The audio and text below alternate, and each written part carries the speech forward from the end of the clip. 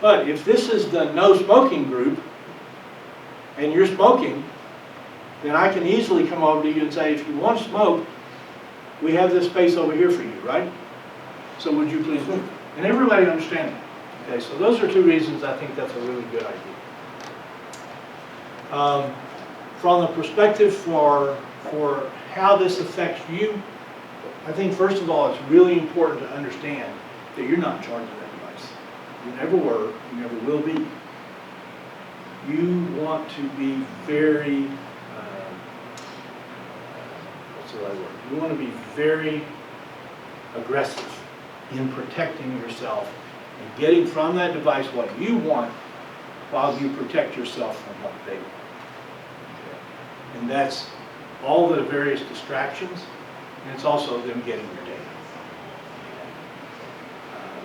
Them getting your data is a whole different talk, but still, every time you interact with a device, somebody gets data from you, and they sell it. So your device, really not, it's not your friend. It's their friend. They've got it in your pocket. Man, what a great day if you're an advertiser or a developer to have your device in everybody's pocket. I know they're delighted. Facebook, LinkedIn, all of it.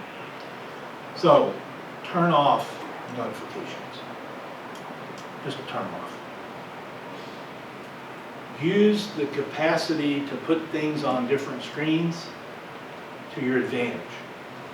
So put things on your home screen that you really need and you really use. Put your calendar there, put drafts or notes or something like that there. Put something like that down in the bottom in your, whatever that bottom is, there's 4 things across the bottom on an iPhone is called. And everything else, make yourself go to the next page before you can use it. I did this. I didn't find it that helpful, but I know students who did find it very helpful. One of the really powerful things that gets people's attention on the device is the color. So you can go into the access part of your device and make your screen black and white. Perfectly usable, but just not quite so interesting. So I think the third thing I would say has to do with how we treat each other and how we use our devices.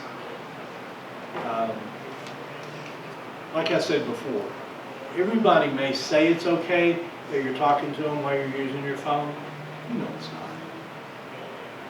You know you're competing with somebody else. You don't have that person's attention. They're disrespecting you because they're here. That's just not all right. And all the saying it is, all the saying that it's okay, doesn't make it all right. It still affects the quality of your relationships. Not to mention the safety issues of walking down the street like this. Okay. Questions? And I intend for you to have some. I noticed nobody had devices. What initiated you to be curious about this topic? Well, back in 2007 when the phones came out, over in the Adams Center we had people who were just really gung-ho about all the things we could do with these devices in the classroom. And I was really the only one over there saying, I don't really know about this. And people started talking about, well, we can use these devices and they'll improve students' engagement. Well, what in the world is that?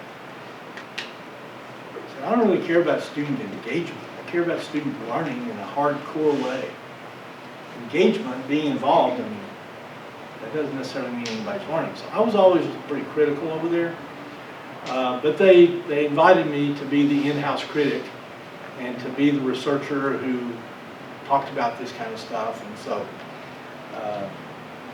there I was. So that's kind of how I got started. What else?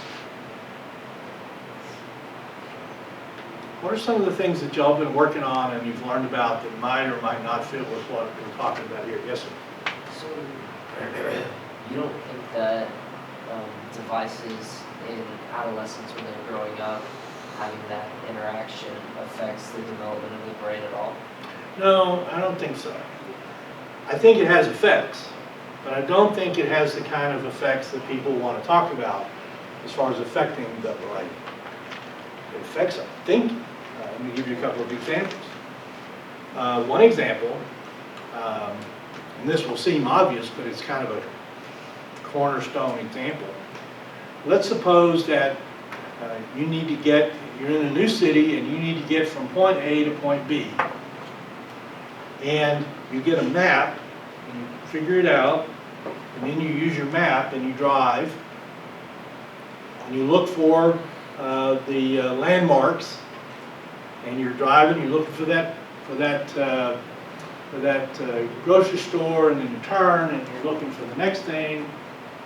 Okay, now that's one way.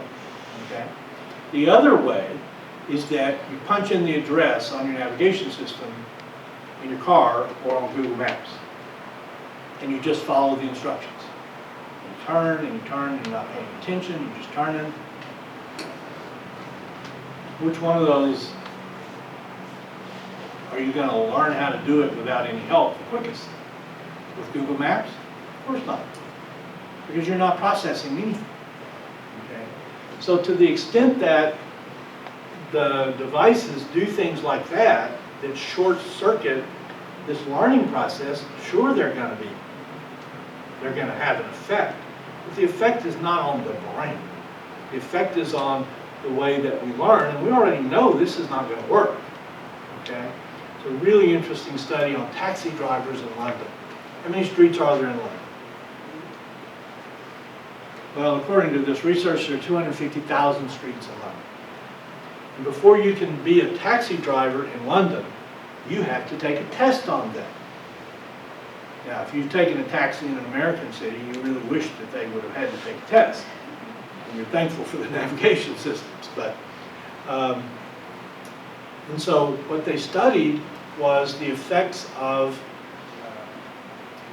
learning all that stuff on the person's working memory.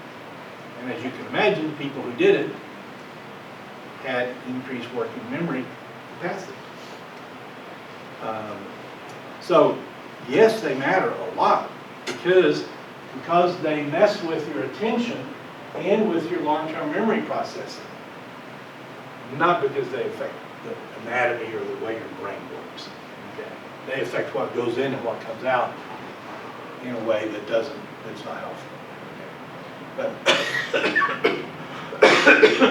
But it affects the brain. That's simply people taking part in what's very popular now of saying everything's about the brain. Well, everything is about the brain,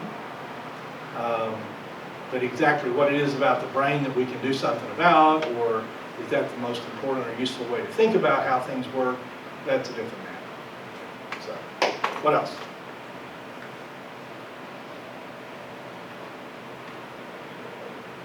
Is this like what you've been reading, or different, or what do you think? I was going to ask, some of the research that we've discovered talks about the addictive behavior associated with smart devices and social media. And from a psychologist background who's actually worked with people with addiction, what do you see that's similar? What do you see that might be different? Is this something we should really be concerned about? So the word addiction gets tossed around all the time. It's actually a psychologically technical term that has certain characteristics. But in everyday language, we use addicted to mean any kind of troublesome, repetitive behavior. So, we talk about addiction to food, we talk about addictions to everything.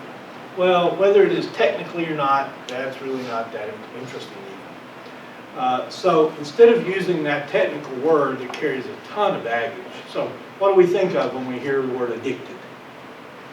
drug user in the street, right? I mean, it's intended to convey a stereotype.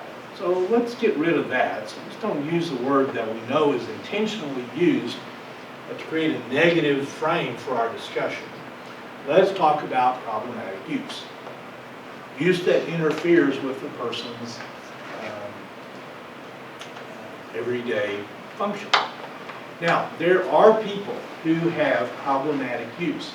And what will happen is that if you separate them from their device, they will have varying levels of anxiety.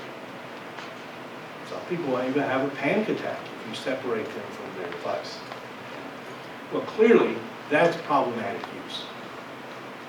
Another phenomena, they're all related, but another phenomena that's very interesting is that part of the dynamic of interacting with the device comes from, and one of my master's students did her thesis on this last year, comes from what's known as the fear of missing out.